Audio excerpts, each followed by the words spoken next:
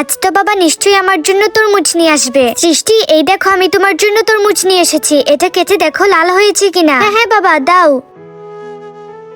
আরে বাবা তাড়াতাড়ি এসো, তরমুজ লাল হয়েছে। কি লাল হয়েছে? আচ্ছা কাটো সৃষ্টি, তারপর খাবো। হ্যাঁ হ্যাঁ বাবা, আমি কাটছি। এই নাও বাবা, তুমি খাও। ভাই, আমার অনেক তৃষ্ণা পেয়েছে, আমাকে এক গ্লাস পানি খাওয়াতে পারবেন?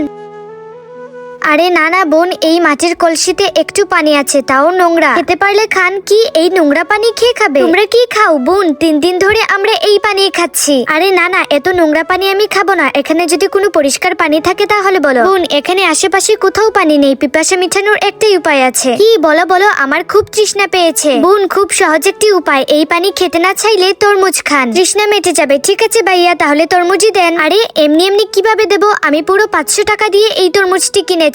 1000 টাকা দিতে পারলে একটা দেবো, তা না হলে এখান থেকে চলে যান। ঠিক আছে ভাইয়া, দিয়ে দিন। সৃষ্টি, তরমুজটা দিয়ে দাও। এই নিন আন্টি।